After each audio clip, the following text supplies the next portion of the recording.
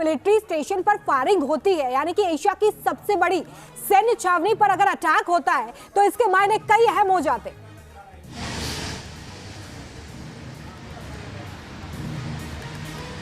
निश्चित तौर से, क्योंकि अभी तक हमें ऑफिशियल वर्जन नहीं मिला है। ये बात जरूर आ रही है सूत्रों के हवाले से कि 4 लोग हताहत हुए हैं, लेकिन वो मिलिट्री पर्सनल है या फिर सिविलियन है या फिर कोई बाहर का व्यक्ति है, क्या टेरर एंगल है या नहीं है, ये अभी तक स्पष्ट होना बाकी है। हाँ, लेकिन जो भटिंडा के सूत्र है वो ये जरूर बता रहे हैं कि जो फायरिंग हुई है 4:30 बजे के आसपास, अगर टू बी प्रिसाइज 4:25 पे सुबह, वो ऑफिसर्स मेस यानी जहां पर अधिकारी सुबह ब्रेकफास्ट के लिए आते हैं उसके आसपास की घटना है। जो स्टैंडर्ड ऑपरेटिंग प्रोटोकॉल है, SOP है सेना का, उसके हिसाब से क्विक रिएक्शन टीम्स पहुंच चुकी है, इलाके को कॉर्डन ऑफ कर दिया गया है और अब फायरिंग की आनी जो आवाजें हैं वो काफी पहले ही बंद हो चुकी है। लिहाजा उस इलाके से अभी ऑफिशियल वर्जन का इंतजार करना होगा, क्योंकि पूरा कॉम्प्लेक्स की बात करें तो छावनी का क्षेत्र है, कैंटोनमेंट का क्षेत्र है, सिविलियंस को अंदर जाने की इजाजत नहीं है। ऐसे में इंतजार है मिलिट्री ऑफिशियल्स का, जब उनसे रिएक्शन आएगा तब जाके स्पष्ट हो पाएगा कि भटिंडा में जो सुबह आज 4:30 बजे हुआ उसके पीछे की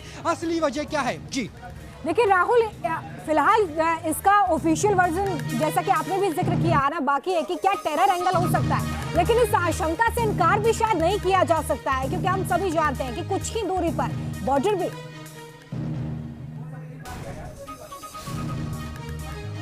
तो देखिए एक बार फिर से खबर भी आपको बता दें, अगर बात की जाए तो इंटरनेशनल बॉर्डर भारत और पाकिस्तान का, पंजाब का।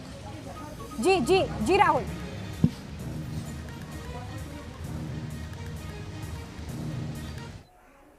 ठीक है राहुल, आपको रोक रही हूँ, वापस लौटूंगी आपके पास। बड़ी खबर, SSP भटिंडा की इस पूरी घटना पर रिएक्शन सामने आ गई। उन्होंने क्लैरिटी दे दी है कि ये आतंकी घटना नहीं है। बड़ी खबर आपको बता रहे, देखिए इसी का इंतजार किया जा रहा था कि आखिर ऑफिशियल वर्जन क्या होता है, इस पर घटना पर क्या कहा जाता है, क्या ये कोई टेरर एंगल वाली घटना है। और इस बात से इनकार करते हुए SSP भटिंडा हमारे इस रिएक्शन से बिल्कुल क्लियर होता है। हमारे साथ राहुल है। राहुल, देखिए इसका इंतजार किया जा रहा था कि ये समझ में आए कि क्या टेरर एंगल है या फिर नहीं। राहुल के पास हम जाएंगे, लेकिन उससे पहले हमारे साथ डिफेंस एक्सपर्ट अनिल जी जुड़ गए हैं। अनिल जी, जरा इस घटना को लेकर मैं आपसे समझना चाहूंगी कि क्या समझते हैं आप, अगर इस तरह से सैन्य छावनी पर अटैक होता है इसके क्या मायने। हालांकि टेरर एंगल से इनकार किया जा रहा है। देखिए ये बहुत ही, मैं कहूँगा एक दुखद घटना है कि जब ये टेरर एंगल से जो पुलिस कह रही है कि नहीं है, अगर इंटरनल मैच है तो इसका मतलब कोई ना कोई फैक्ट्रीसाइड का ये मसला होगा कि जो किसी न किसी जवान ने या किसी ने, जिसने भी है, वो बाद में पता लगेगा किसने फायरिंग की है, किसके ऊपर की है, क्यों की है बहुत दुखद घटना। और ये दर्शाती है, 2 चीजें दर्शाती है कि एक तो देखिए जो मेंटल स्ट्रेस है हमारे जवानों के ऊपर और हमारे अफसरों के ऊपर आजकल, एक तो उसके ऊपर सवाल उठाती है।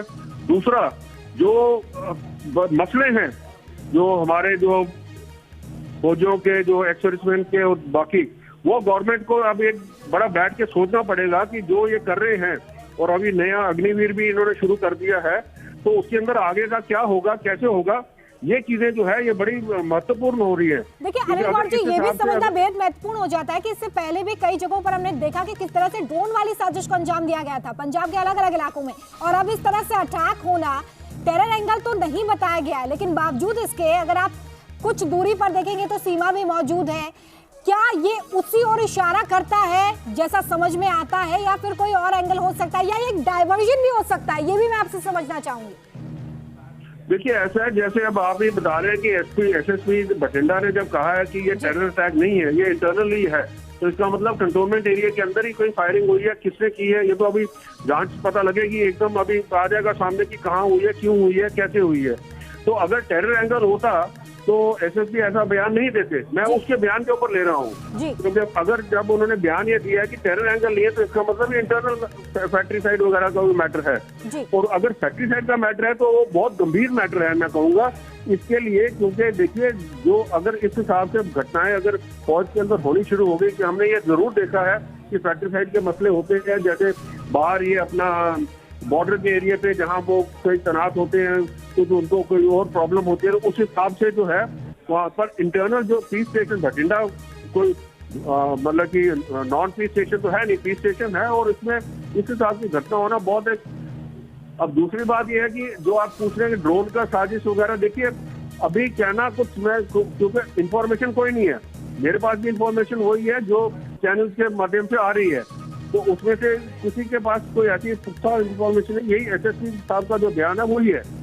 तो मेरे हिसाब से अभी थोड़ा देर रुकना पड़ेगा और देखना पड़ेगा कि क्या एक्चुअल क्या थोड़ा सा है, रुकना होगा ताकि पूरे मामले को लेकर ये स्थिति साफ हो पाए कि आखिर हुआ क्या है। रहिए मेरे साथ अनिल गौर जी, लौटूंगी आपके पास। मेरे साथ राहुल जबास लगातार जुड़े हुए हैं। देखिए राहुल, ऑफिशियल स्टेटमेंट का इंतजार हम कर रहे थे, हम बात यही कर रहे थे कि इस पर अभी क्लैरिटी आना बाकी है। टेरर एंगल से इनकार कर दिया गया है, अब क्या संभावनाएं आप देखते हैं कि अगर टेरर एंगल नहीं है तो और क्या हो सकता है?